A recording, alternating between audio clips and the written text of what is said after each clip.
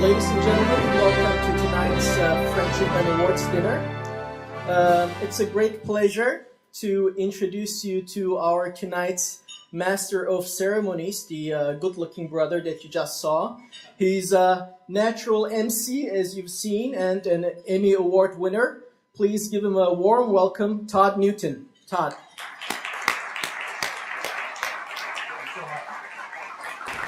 Thank you so much. I appreciate that. Good evening, everyone. Oh, yes, I know the salads are delicious. You don't know if you should put the fork down or if you can go ahead and sneak one more bite. Go ahead, sneak another bite. Enjoy it. What a thrill it is for me to be here with you folks tonight. This is actually the second opportunity that I've had to serve as your Master of Ceremonies. Excuse me, I was with a lot of you in New York this past June. We had a wonderful event. And I'll tell you, when I first became associated with Peace Islands Institute, it was almost a year ago now, I immediately felt, as many of you have felt, that I had finally found an organization that matches not only who I am today, but who I want to be tomorrow. And as you saw from the video, I travel to Haiti several times a year, and I work with the beautiful Haitian people and provide them with shoes and clothing that otherwise they never would have received. Shoes and clothing that come from folks here in the United States that share the good fortune that we all enjoy on a daily basis with those who don't have the same good fortune and who never will unless we introduce them to that. I am a proud citizen of the United States of America, a nation that is so fortunate to have been created by and continuously sprinkled with new, fresh, and exciting cultures from all over the world. Now, our outlooks on life and the future might be different. Our accents might be different. A lovely woman in New York at the event this past June told me that my accent was charmingly American, which I thought was very nice of her to say. Our backgrounds, upbringing, different. Our religious, political views, different. But we undoubtedly share one very important thing in common. Our planet. This is our planet, the planet that our children will inherit from us, that our grandchildren will inherit from them. And Peace Islands Institute realizes and brings to the forefront the fact that this planet should be one of love, of understanding, of peace, of cooperation, of tolerance. And through open dialogue and education, works of charity, events like this, people like you, we are creating an island of peace that will be passed down for generations to come. Give yourselves a round of applause for being a key part in that vision and that dream just by being here tonight. Thank you. Now, to create this spirit of togetherness, of unity, we have assembled tonight some wonderful speakers. We'll also be awarding some amazing individuals some pieces of recognition that really spotlight who they are and what they stand for in this world. And we're going to begin the evening with our keynote speaker, a professor of economics at MIT. In addition to his academic work, which has been published in leading scholarly journals, he was presented with the John Bates Clark Medal, which is given to the best economist under the age of 40 in the United States every 2 years by the American Economic Association. He is the editor of Econometrica and the author of 3 books, including one, Why Nations Fail, The Origins of Power, Prosperity, and Poverty, that shares the name of his presentation tonight. Ladies and gentlemen, if you would please welcome your keynote speaker in my charmingly American accent, Daron Ajamoglu.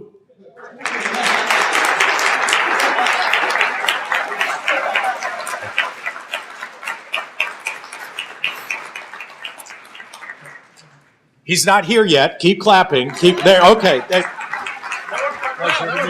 was great. Yeah, that was very good. Actually, that was very good.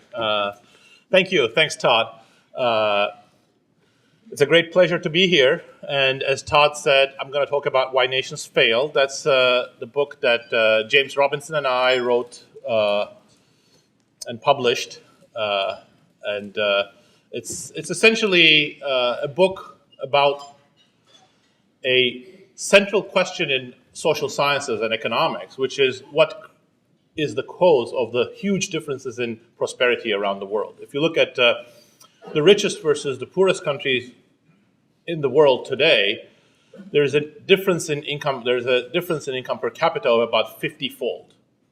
That's a huge gap.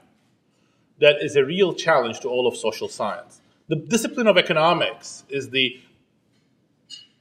grandchild of Adam Smith's Wealth of Nations, which really started posing the same question about what are the causes of the poverty and the wealth of nations. But when Adam Smith was writing in the middle of the 18th century, the gap between the richest and the poorest nations was about 4 or 5-fold at most. So since then, the puzzle has deepened. And with such a central question, of course, theories abound. With some injustice to the nuances, let me classify them into some broad categories. One, which you might want to refer to as the geography hypothesis, is that there are some immutable major differences in the exogenous environments that nations face. They have different climates, different soil types, different topographies, different resources, different disease environments. And the argument goes, some of those make countries destined to succeed, while others are shackles on it that will not enable those countries to grow. An even more popular one, which Todd sort of touched upon, is about culture. We have huge diversity of cultures around the world. So some people, going back to Max Weber's famous Protestant ethic book, have wondered about some of these cultures being the source of prosperity, while others are sources of lack of growth and poverty. So Weber himself argued that Protestant ethic was the spirit of capitalism and helped enrich countries, while Catholicism didn't play the same role. Others have argued throughout the 20th century and before that different sorts of religions, Eastern religions or Islam, make countries predestined to fail because they are not; those religions may not be as open to new technologies or to innovativeness or to entrepreneurship. So when Haiti was hit by the terrible earthquake, people became interested in Haiti. But of course, even before the earthquake, Haiti was one of the poorest nations in the world. And so people started wondering about what the cause of that poverty is, when a lot of countries around, especially in the United States, Canada, and some in Latin America, are so much more prosperous. And for example, David Brooks expressed an idea that many academics and many commentators subscribe, that Haiti had a culture problem. Its culture did not encourage work and innovativeness, and that's why Haiti was poor. Yet others argue about sort of an enlightened leadership view. So the argument goes, some countries get it right and some countries get it wrong. So for instance, when you look at the European crisis right now, many people will talk about, rightly, some policy mistakes that were made when the European Union got formed, or how policymakers and central bankers responded to the crisis. So the argument then might be that perhaps some countries succeed because they have enlightened leaders, or perhaps they have enlightened advisors to those leaders, and that's why economists, we like this theory, because if we are important in advising countries and getting countries to grow, that really means we're doing something right. And of course, there's no doubt that if you're going to ask about some policy advice about the economy, you should turn to economists. But none of these theories are really helpful in understanding these huge differences across countries. And what I'm going to try to do in this brief speech is to give you a flavor of that, and to give you a flavor of what we argue is at the root of these big gaps in prosperity across countries. Our theory is actually simple. It's about two things: about institutions, the general organization of society, the formal and informal rules that guide social interactions, economic relationships, political relationships. And it's about politics, which centers on the political struggles in society, which groups, which individual, which of many organizations and parties and political views are dominant in society and which ones aren't. It's about institutions because institutions set the framework upon which economic relations are built. And we argue that it's actually not so puzzling which sorts of institutions, which sorts of arrangements are going to lead to growth. We call those inclusive economic institutions. Inclusive economic institutions are those that encourage investment and innovation and entrepreneurship. They create incentives for them. But also, as equally important, they create opportunities for such relationships. In particular, they create an level playing field in society. Because if you create a tilted playing field in society, such that some small group is empowered to take part in economic activities, is empowered to become the business leaders, the managers, but others aren't, then you are really tying your hand at your back in the race towards prosperity. So economic institutions secure property rights, contracting institutions, a legal system that's unbiased and functions, a state that's able to protect property rights and enforce law and order, and more importantly, the sort of public infrastructure that creates the educational investments that are necessary so that, in fact, people have the level playing field that I mentioned, are the heart of these inclusive economic institutions. However, most societies throughout history aren't ruled by inclusive economic institutions. They are ruled by what we call extractive economic institutions. And the name here is not chosen at random. We call these institutions extractive economic institutions because our argument is that they aren't economic institutions or economic arrangements that have resulted from some mistaken theory or because some policymaker had the wrong advisor, but because they have been designed for a purpose. They have been designed not for the purpose of encouraging economic growth, but in order to extract resources from the majority in society for the benefit of the few who control political power. Let me call them the elite. So in other words, extractive economic institutions, which don't provide secure property rights, which don't provide incentives for innovation, entrepreneurship, and investment for the majority of the population, which don't create a level playing field, are there, but they're not there by mistake. They are there by design. They enrich some people, even if, at the end, they condemn the rest of society to poverty. And that also highlights that these economic institutions cannot exist in a vacuum. Inclusive economic institutions need to be supported by what we call inclusive political institutions. Those are the political institutions that distribute political power equally so that they have a basis in society. If political power is in my hands, I will be tempted to start playing with those economic institutions. I will be tempted in tilting the playing field for my advantage.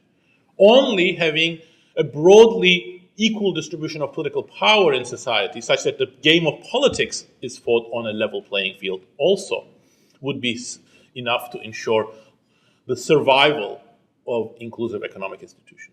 Equally importantly, extractive economic institutions cannot exist without extractive political institutions that concentrate political power in the hands of a small segment of society and place no checks or constraints on the exercise of that power. In other words, extractive political institutions are those that create political inequality.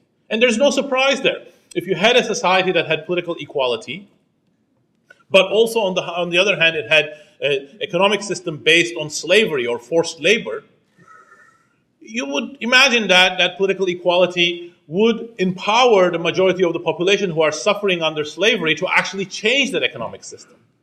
So if you look at plantation societies, of course, Orlando Patterson is here who knows much more about them than I do. If you look at how they survive because that slavery system is built atop of a political inequality, a system that's highly politically unequal, in which the same people who are the plantation owners also control the military, the judiciary, the economy, and everything. But of course, at this point, you're wondering, so here's one theory, perhaps it sounds plausible, perhaps not, and there are other theories. So why am I saying that the other theories aren't that useful and this one is? So let me tell you a small anecdote. which is, of course, no substitute for more detailed studies of cases or statistical evidence, but this is a dinner speech. So let me start about a continent that really exemplifies the sort of gaps that I have talked about, which is the continent that we're on, the Americas. The Americas has some of the richest countries in the world and some of the poorest, such as Haiti that I mentioned. But also Central America, Mexico, Peru, Bolivia are not so rich. Mexico is a little richer. But so what explains those gaps? In fact, it's a great laboratory for thinking about institutions, because institutions in this... Actually, my throat is... I left my glass of water out there. Rather get that.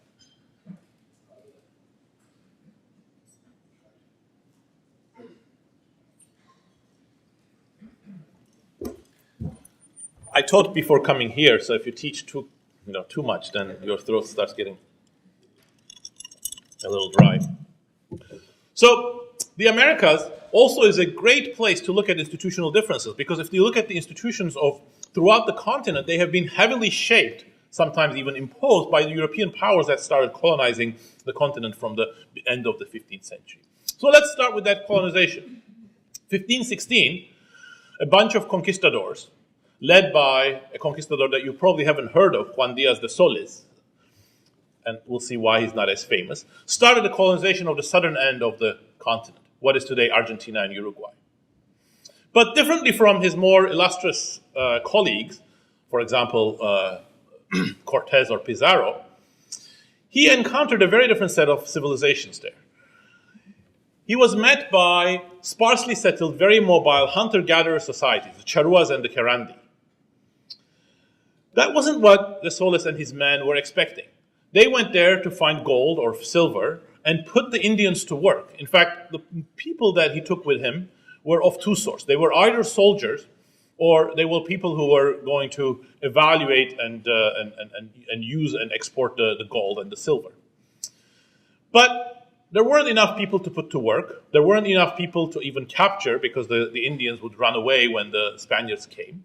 And they would put up a fight. And even when captured, they were unused to working in agriculture or anything like that, and they were unused to hierarchy. So the Spaniards started starving. They were totally unprepared to grow food for themselves. And they were just about to throw in the towel when another one of the conquistadors, the Ayolas, Juan de Ayolas, sailed up the river there, from the Parana River up to Paraguay, and there they encountered another band of Indians, the Guarani. Again, the Guarani are not the Aztecs or the Incas, but they were quite different from the Charruas and the Querandi. They were already sedentary, they already had a hierarchy, they were somewhat more densely settled. So that was the sort of proposition that the Spaniards were into. They immediately took over the Guarani society, they declared themselves the elite, they married some of the princesses, and they became the elite dominating that society. They put people to work, and they started developing some of the economic institutions that would become the hallmark of Spanish colonialism in South America. Things such as the encomienda, which were a land grant based on forced labor. So it was sort of a system like slavery. Forced labor institutions that were used for mines or for carrying things, and a whole bunch of other institutions. What the hallmark of these institutions is really that they were all based on coercion. People weren't voluntarily working in mines at subsistence wages. People weren't voluntarily working in agriculture such that the Spaniards or the other elites that merged with the Spaniards soon after would eat the produce. They were being coerced to do so. And of course, that coercion was based on a set of political institutions that centralized political power and military power in the hands of the Spaniards or the elites, or the indigenous elites of these societies. And of course, if you look at the future of the Latin American societies, you see the persistence of these institutions in one form or another. And I'll talk about that persistence in a second. But let's now go further north, and let's look at one of the early English colonies in North America. Let's turn to Jamestown, that started in 1607, about 90 years after de Solís' adventure in the south. Well, actually, this interesting thing is that when the English went to Virginia, to Jamestown, their model of colonization was remarkably similar, in fact, totally inspired by what the Spaniards were doing. The English sent a bunch of men chartered by a profit-maximizing company, Virginia company in London, where shareholders wanted money, profits, And they were going to get those profits because the company was going to be able to capture valuable metals. So just like the Spaniards, they sent 3 ships. The 3 ships were full of 2 types of people: soldiers, so that they could do the coercion, and goldsmiths, because they were so sure they were going to get the gold. But exactly like the Spaniards, the English had a rude awakening too. They were also met by another band of sparsely settled hunter-gatherer societies that were totally uncooperative, and they went through exactly the same sort of process. They went through the famous starving time, where more than half of them died because they had no food, and they were totally unprepared to grow any of the food. Just like the Spaniards, the areas around them were very fertile, but they just weren't prepared for it. That wasn't part of what they were there for. But differently from the Spaniards, they had no option of finding another sedentary, more densely settled population, civilization. There was no Guaranis, there was no Aztecs, no Incas around there. So at that point, the Virginia Company back in London and the elites of the Jamestown colony started thinking about the second strategy. So we can't capture the people around here. There's no other civilization we can capture. How can we realize our dreams of setting the sort of extractive economic and political institutions that they were there to set up for? So they thought we can bring people from Europe, from England, indentured servants who will be the lower strata of society, and we, the elite, will live off their back and will make enough money to send it back to London so that the Virginia Company shareholders would make money. And just to give you an idea, let me read from the laws that Sir Thomas Gates and Sir Thomas Dale, the governor and the deputy governor of the Virginia Company, passed at this point in regards to the settlers, the indentured servants that they brought there. No man or woman shall run away from the colony to the Indians upon pain of death. Anybody who robs a garden, public or private, or a vineyard, or who steals ears of corn shall be punished with death. No member of the colony will sell or give any commodity of this country to a captain, mariner, master, sailor, or sailor to transport out of the colony or for his own private use upon pain of death. So when you read this, you realize 2 things. First of all, this is no happy, shiny colony. Pretty much anything you do is punishable by death. But secondly, there was actually a logic to this. They were afraid of something. They were afraid that their most valuable asset, the people, would run away. Or, rather than working for them, would work on their own behalf and trade on the side with this master, with sailors or with Indians. In fact, that was exactly what happened. People disobeyed orders. They ran away to the Indians. That was a very common thing. Or they tried to go it by themselves alone. So, the second strategy was a total failure, despite all of the threats that Sir Thomas Gates and Sir Thomas Dale made to the settlers. So at that point, they realized the second strategy was a failure too. So they had to come up with a third strategy. And that was a very radical departure. At that point, they said, this plan of setting up extractive economic and extractive political institutions is not going to work. So they introduced, in 1618, something entirely different. First time in the colonies ever, private property in land. They introduced a head right system where the settlers would now be given land, and they were totally free to do whatever they wanted with the land. They could produce whatever they wanted. They could sell it to whoever they wanted. And that sort of private property in land, and of course, is the basis of the inclusive economic institutions, especially in agriculture, that I have talked about. But there was a catch. If you were some of these settlers, and just a year ago, Sir Thomas Gates and Sir Thomas Dale and their armed men were threatening you with death because you traded an ear of corn with a sailor, would you trust them if they told you now you have private property, you can do whatever you want? Well, some of you could be suspicious, and rightly so. And that illustrates that economic institutions, or the promise of economic institutions without political power, well, it's a sort of a iffy situation. So a year later, another huge innovation came, the beginning of inclusive political institutions. So now Virginia Company declared, from now on, we're not going to govern this colony. A general assembly of men, every man there, is going to govern the colony. And so political power got shifted from Sir Thomas Gates, Sir Thomas Dale, and their men to the people, the settlers there. And that was the beginning of the more inclusive political institutions that evolved and lasted in very transformed form to become the basis of the political and economic institutions of the United States. So this episode illustrates 2 things. The first is that there is this strong relationship between these economic and political institutions, and they are playing a very major role in their dynamics in a way that I'm going to say a few words before I conclude. But second, it also underscores why an institutional explanation of the sort that I have tried to outline is much more fruitful than the alternatives. Let's think of the alternatives. Could it be geography that explains why places like where the Aztecs or the Incas lived are much poorer than where we are today, North America? And the answer is no. In fact, there isn't that much of a geographic difference. There were many very fertile areas. In fact, some of the most fertile areas were around the Buenos Aires and the Pampas, which de Solis and his men colonized. But they weren't interested in those fertile areas because they weren't interested in growing any produce themselves. And in fact, if anything, the places where the Europeans set up the more extractive institutions, such as the Guarani, such as the Aztecs, were the places where population density was higher. So all else equal, you would think that those were the areas where agricultural productivity was high.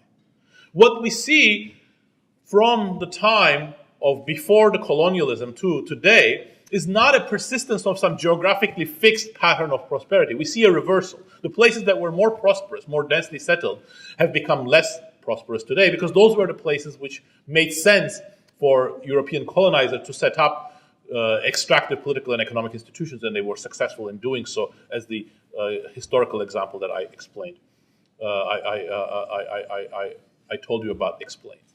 Could it be culture? After all, the South was colonized by the Spanish and the North by the English. They had different cultures. They spoke different languages.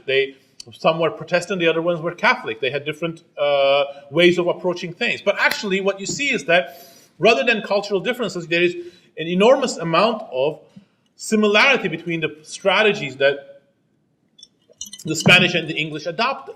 Culture was secondary. They were interested in the same thing, making money, and their way of going about making money was the same thing.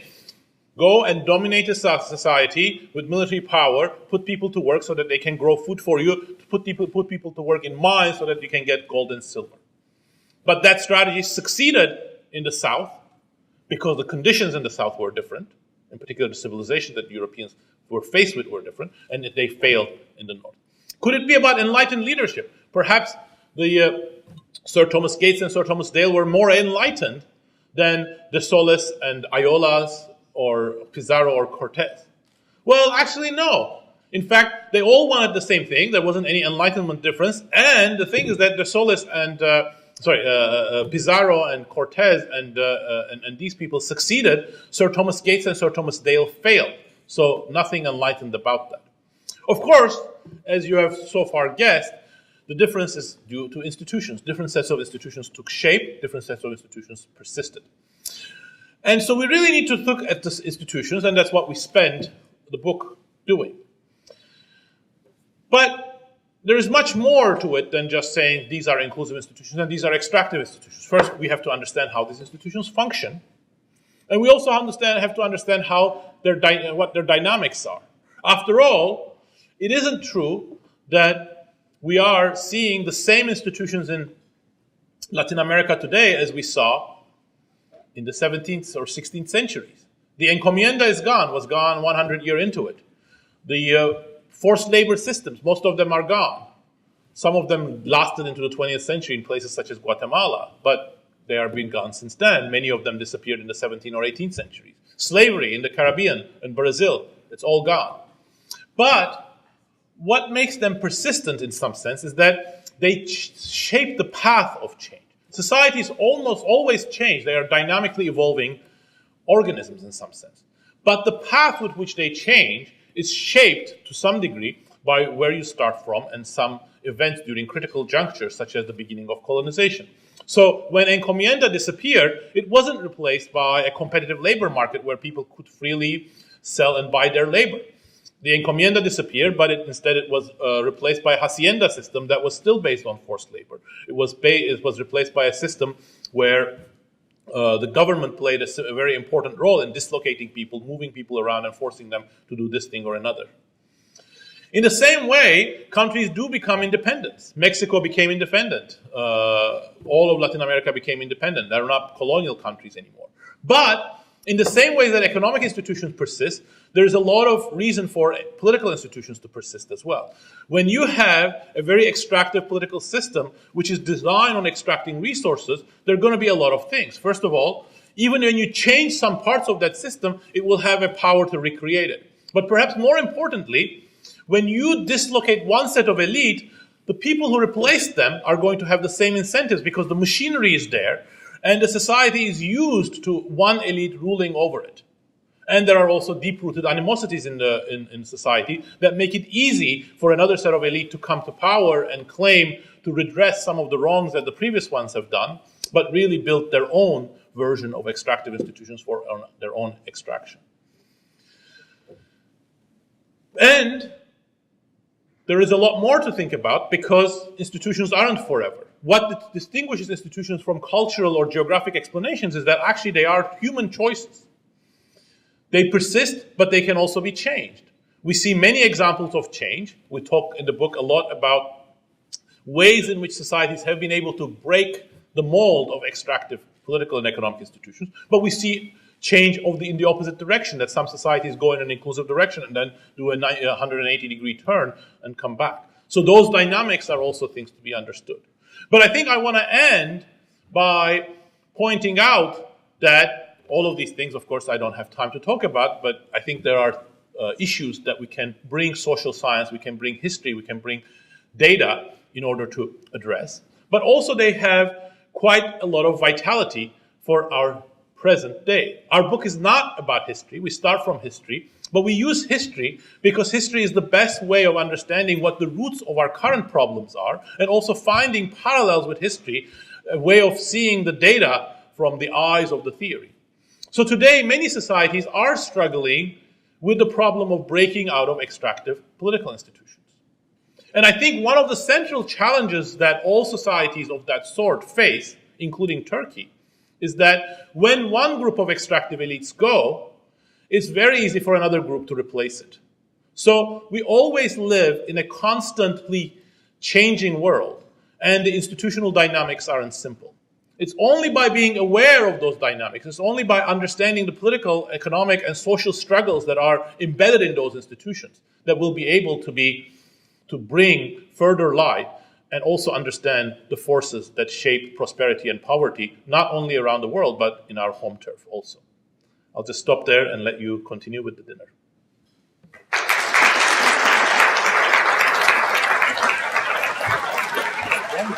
Thank you. If you just I think he's going to present you with something.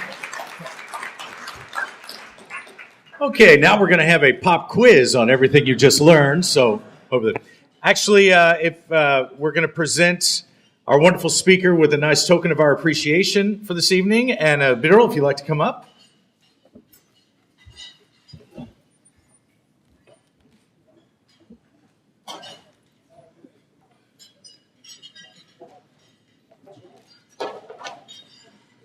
Thank you very much.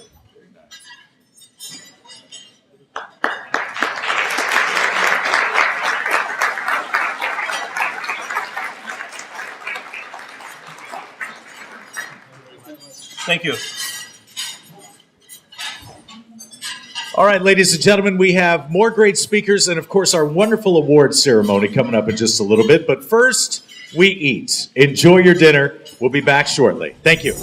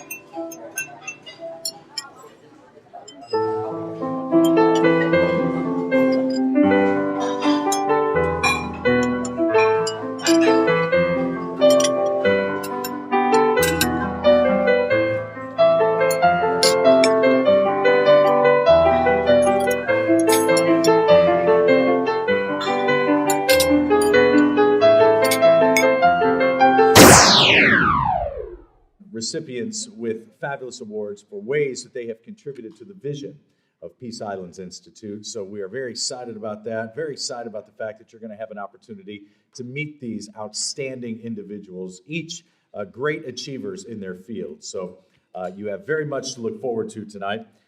Right now, you can look forward to hearing a man speak that I'm proud to call a new friend.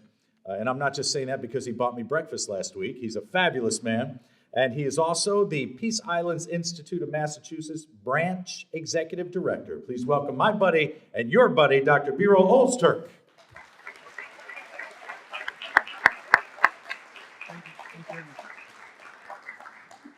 Good evening. Thank you very much for joining us tonight. My name is Birol Olsturk. I am the Executive Director of the Peace Islands Institute Massachusetts branch. Before I start, I don't know if you realize we made a mistake. In Todd Newson's slide, it was saying a Global Education Award. I hope Sherman Teichman didn't think that the award is going to someone else.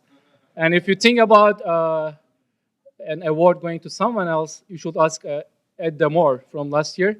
He will tell you a great story from last year's dinner. Some of you who were there, you will remember it. So we'll not make that mistake. It was just on the slide. We'll give the awards to the correct people. Again, thank you for joining us. We are a nonprofit, a non-governmental organization, and we have 5 branches. Our headquarters is in Manhattan. We mainly operate in the Northeast. The other branches are in Pittsburgh, New Jersey, and New Haven. You can go to our website, peaceislands.org, and you'll get a lot of information. We have a video about our organization that will tell more.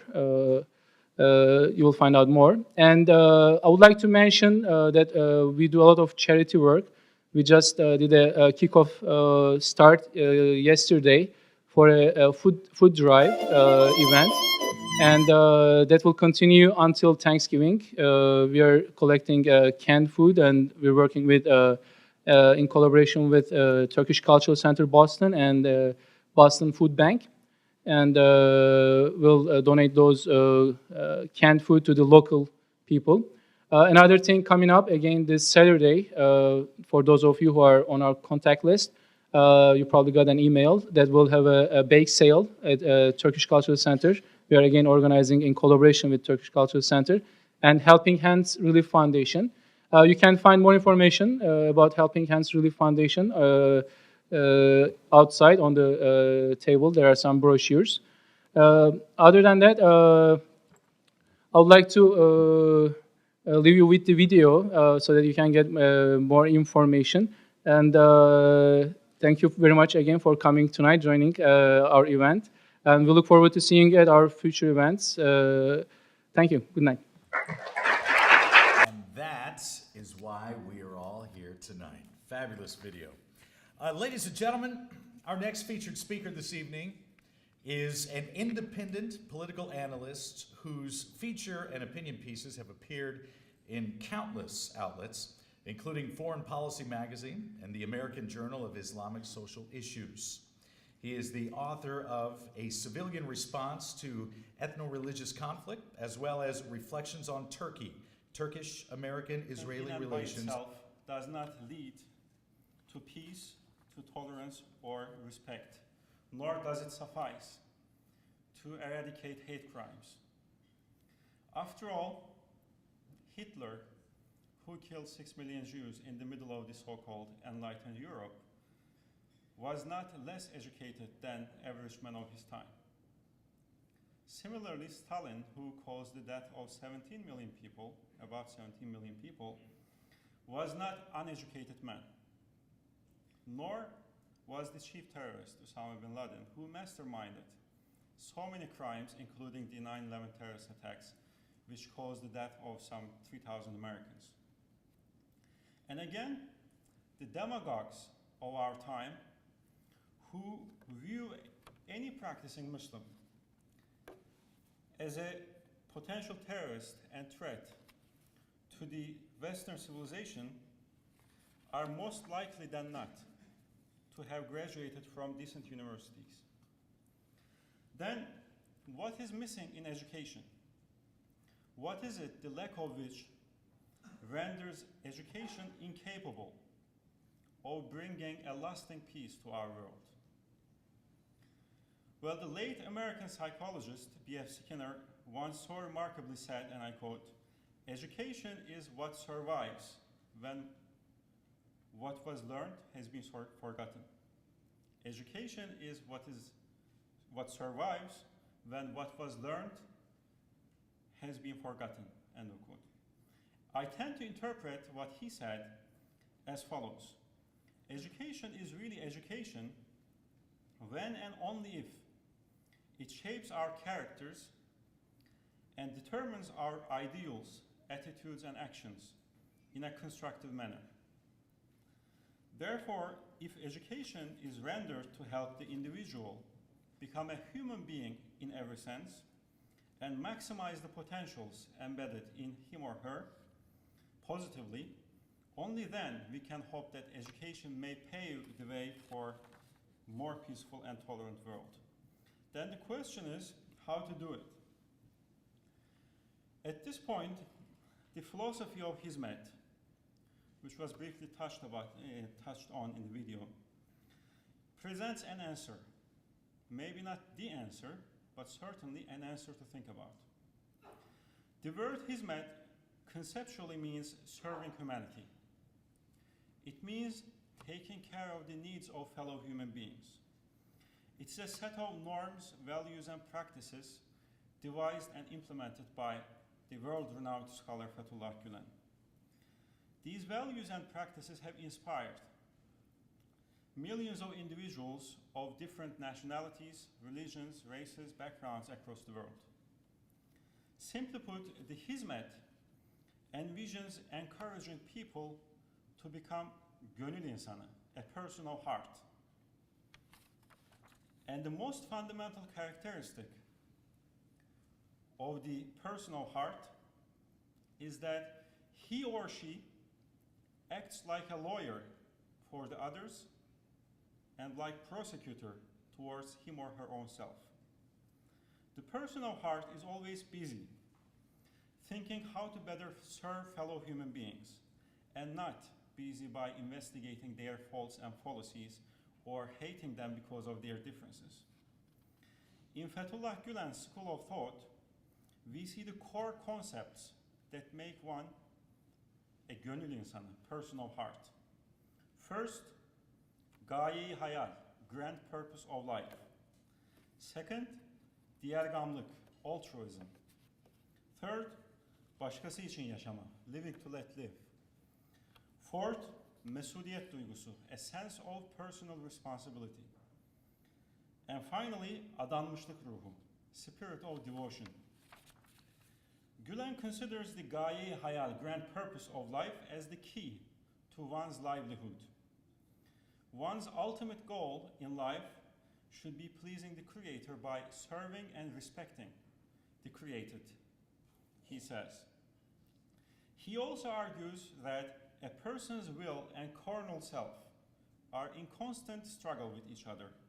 While the will instructs the person to do what is beneficial for oneself, for the community, and humanity in general, the carnal self urges him to do what is pleasurable to his or her desires.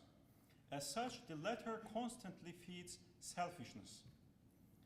On the other hand, the ideal of serving fellow human beings prevents persons' mental capabilities from being captured by the carnal self and selfishness. It encourages and helps individual live not just for his or her own self, but also for the community and humanity in general. Gülen explains his own grand purpose of life as achieving global peace by helping the nations educate their new generations with such universal ethical values as dialogue, tolerance, altruism, and positive patriotism. The two other concepts of the Hizmet are respectively, as I mentioned, diğergamlık, altruism, and başkası için yaşama, living to let live. According to Gülen, altruism is an essential characteristic of a person who is dedicated to a grand ideal of serving society. He considers altruism as a source of strength that prepares the person to face all sorts of difficulties as he or she aspires to live for something bigger than oneself. Gülen views the person who lives to let live as such an altruist that he or she is willing to tackle the most burdensome and difficult problems of the society on behalf of the rest of the society. In order to do that, the person is mobilized with a strong sense of personal responsibility, which is yet another core concept of the Hizmet. The sense of personal responsibility is derived from the understanding that every individual will be held accountable in the hereafter for the way they used whatever they have been endowed with, from time, energy, to wealth.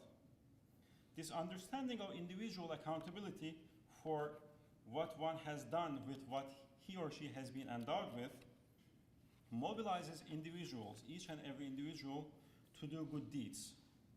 The individuals that have strong sense of personal responsibility do not really care about whether the others also do good deeds. Instead, they rush to fulfill their own responsibilities to do good deeds. It is for this very reason the people inspired by Mr. Gülen's ideas organize these kind of events to promote dialogue and tolerance, or sponsor the construction of a school somewhere in the world to help those nations educate their future generations, even if they themselves do not see those schools that they support. These are the people who have individually felt responsible to do good deeds and consequently come together to do so collectively. Finally, adanmışlık ruhu, spirit of devotion, is what helps the person live in complete dedication to the service of humanity and seek to please the Creator by doing so. In relation to the spirit of devotion, Gülen introduces the concept of gönül insanı, a personal heart. It seems to be the ultimate definition that Gülen uses to describe the characteristic of people who are dedicated to serving humanity. He notes, and I quote, "The personal heart constantly struggles within his or her own self. Since such people are always busy seeking their own faults and fallacies, they do not try to find the faults and fallacies of the others. They tolerate the others' faults. They respond with a smile to the misbehavior by the others, and with good deeds to mistreatment. They never consider breaking the heart of anyone, even if their own hearts are broken 50 times." End of quote. So for the personal heart, if there is one thing to hate, it is the hatred itself. I believe that education can counter the rising trend of anti-Semitism, Islamophobia, and all other kinds of hate crimes, hatreds that constantly threaten the peace within our societies, only if it succeeds to raise the new generations to become the persons of heart. So when I look at everything that I see tonight from the perspective of Hizmet philosophy, it makes a lot of sense to my mind and conscience. I hope it makes a lot of sense to your conscience and mind as well. Thank you.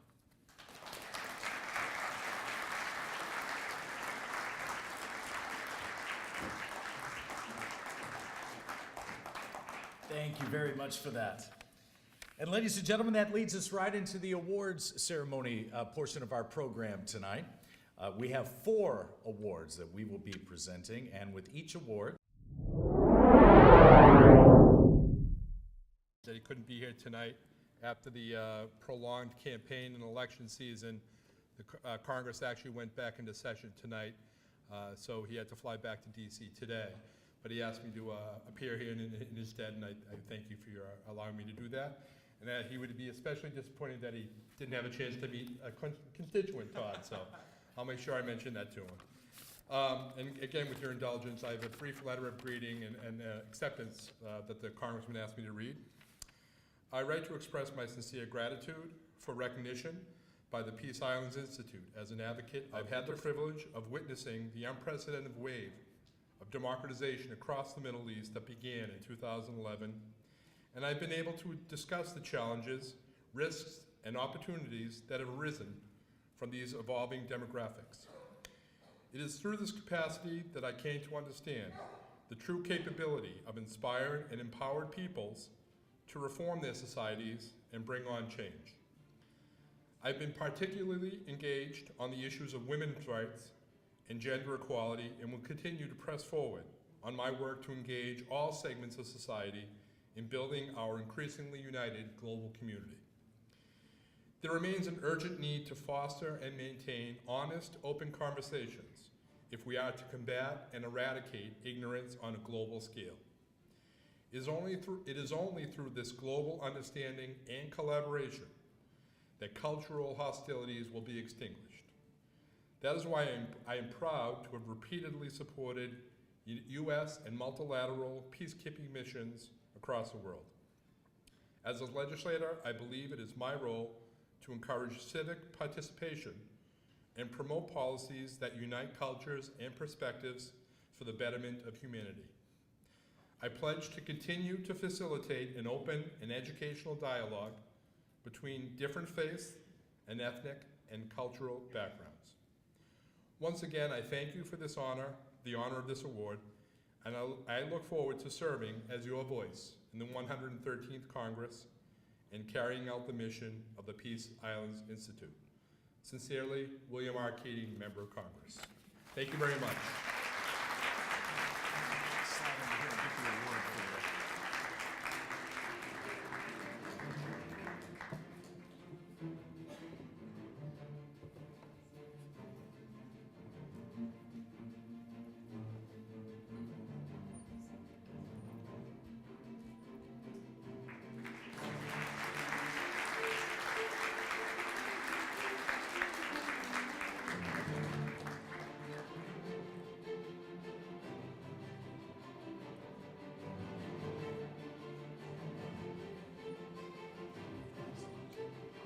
Professor of Management at University of Massachusetts Lowell. Award-winning journalist and the inaugural executive director of the Institute for Global Leadership at Tufts University. As you just saw from the screens, ladies and gentlemen, this award tonight is presented to Sherman Teichman.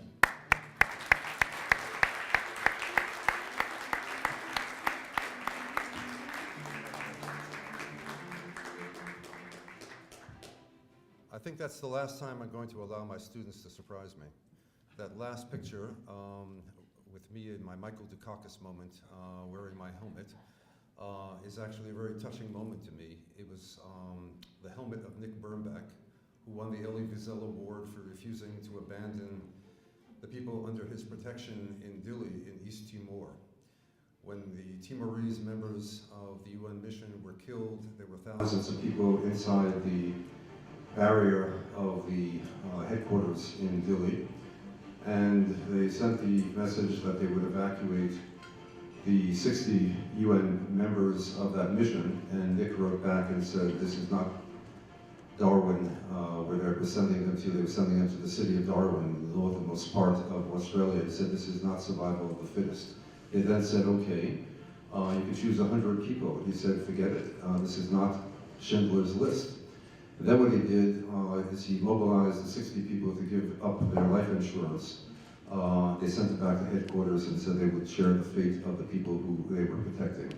And in essence, he won the Elie Wiesel Award because the UN headquarters evacuated all 2,000 people. He brought that helmet to me where he's in charge of the mission now in Somalia, and I got a plump on my head. I hardly expected myself to be shown here in this context. I could only heartily agree with the last speaker about education and that it's not necessarily the linkage to morality. I am the son of Holocaust survivors and the Wannsee Conference, which gave us the final solution, the membership of that constituency of the Nazi hierarchy, the great popularity of those people were postdocs.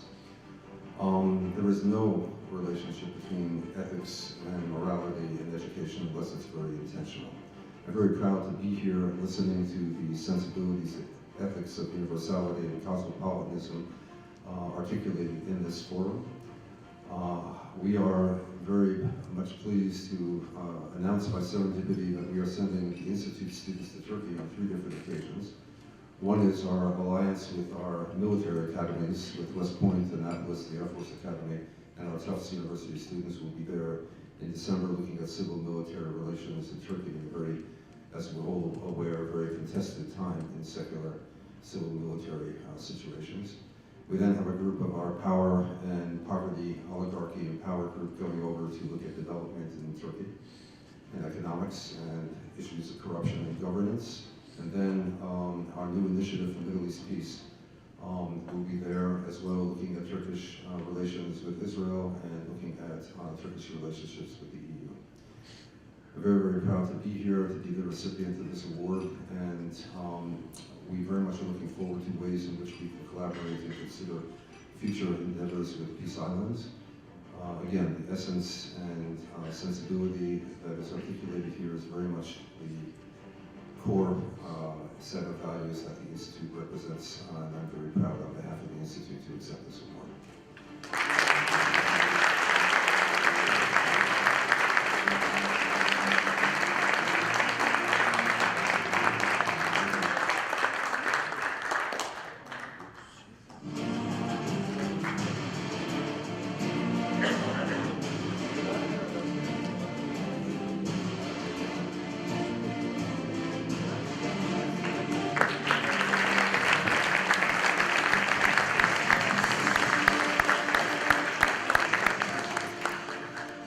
We move on now to the Media Award. And as a game show host, this one's my favorite. To join me in presenting this award, ladies and gentlemen, would you please welcome Dr. Servet Topley of Brigham's Women's Hospital.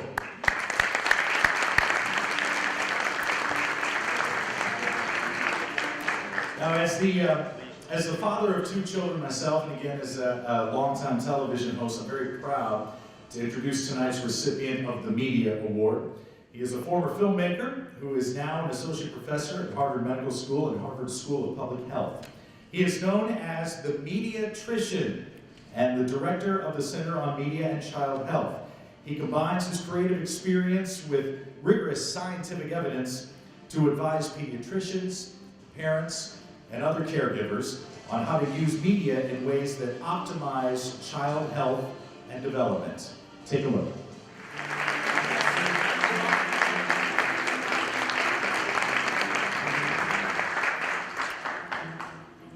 I'd like to read a quote to you that's over 70 years old.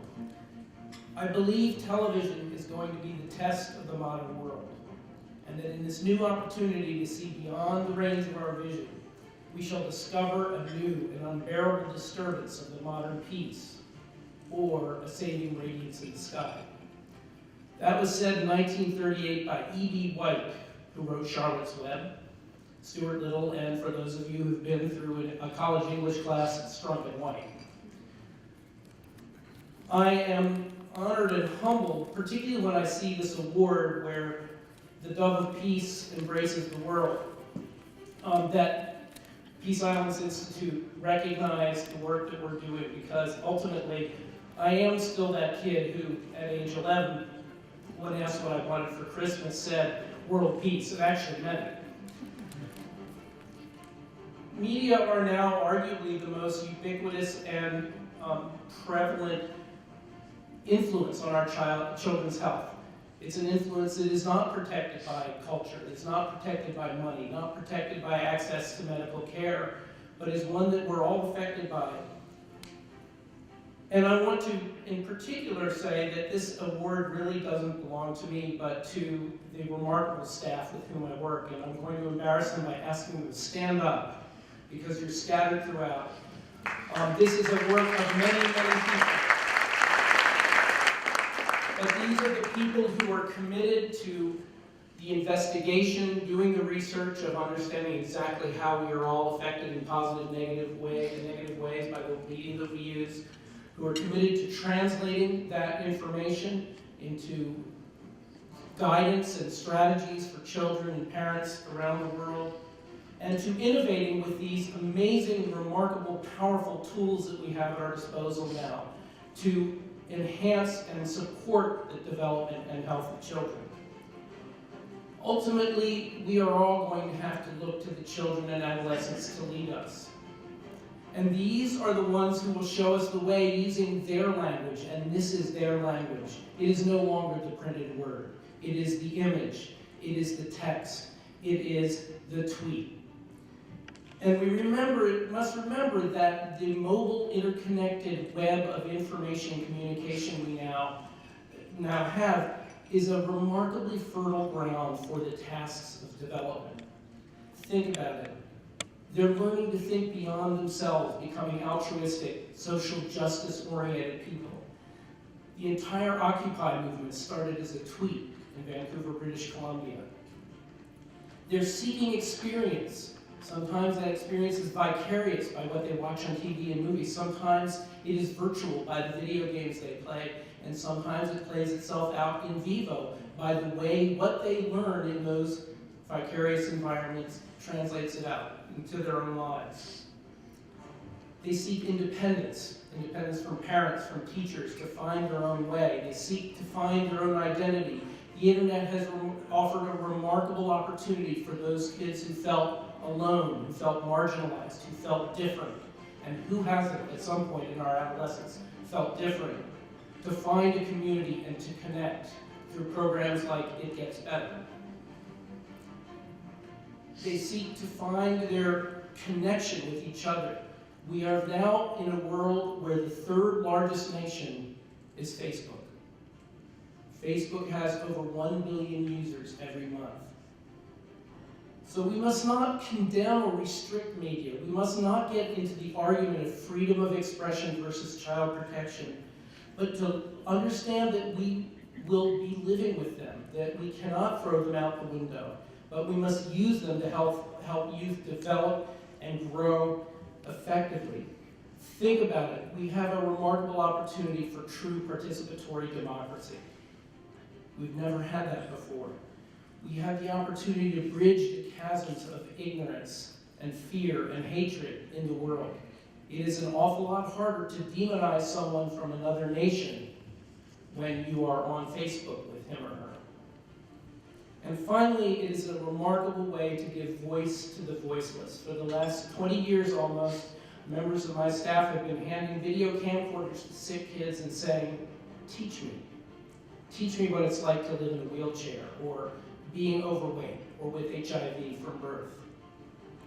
So ultimately, we must protect and defend our children in the digital world and teach them in the digital world the same way that we do IRL, in real life. This is the domain in which we now have to raise our children to lead us and to lead our society into the future. Thank you very much.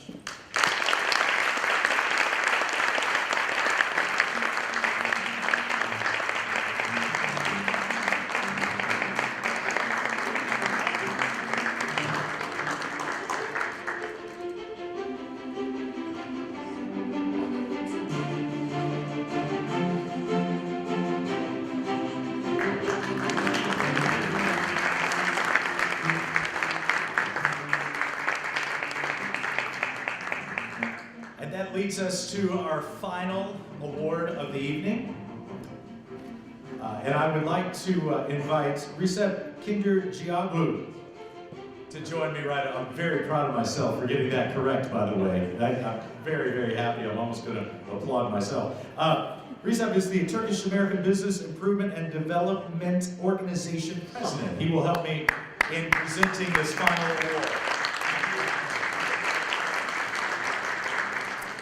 All right, I'm excited about this one. I even went on her Twitter earlier today. We've been talking about Twitter, so this is fun. Ladies and gentlemen, you know, millions of people all over the world were moved and inspired by the performances of the Olympic athletes just a few months ago. Few, however, are more inspiring than the young lady you're about to meet. It was not that long ago when life as she knew it was turned upside down with a rare neurological disorder that left her paralyzed from the waist down and also left her fighting for her life. The prognosis from the doctors was about as bad as a prognosis can get. But the doctors were wrong. Little by little, she fought back. And though she never regained the use of her legs, she found something even more valuable. She found a new passion to pursue her dreams. Now, over 6 years later, she is stronger than ever. She is more successful than she ever thought she would be. And America fell in love with her as a member of the 2012 Paralympics, where she and the USA swim team came home with a gold medal, 3 silver medals, and a new world record. Take a look.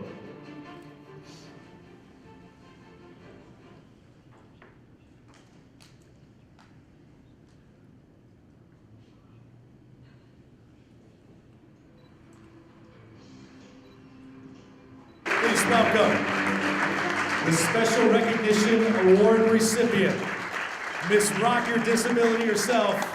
Please welcome Victoria Arlen.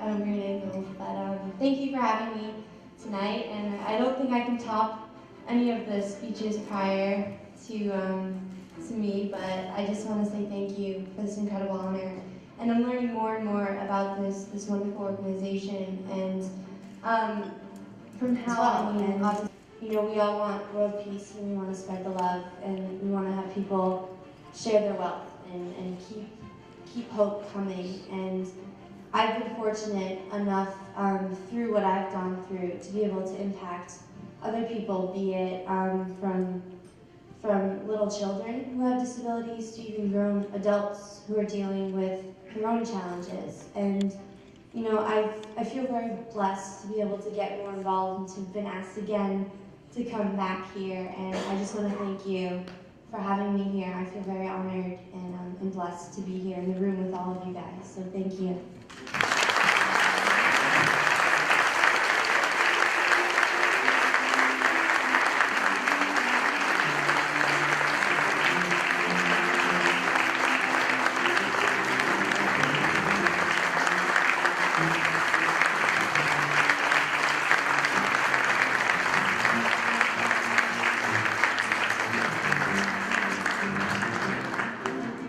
She's got all the medals on. That's really cool.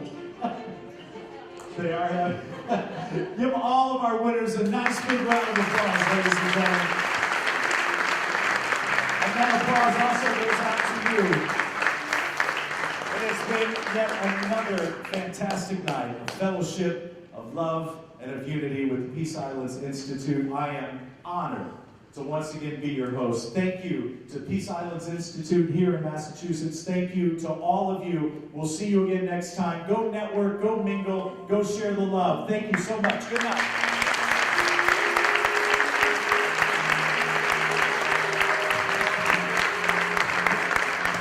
Realms of peaceful coexistence, or as we like to call them, Peace Islands.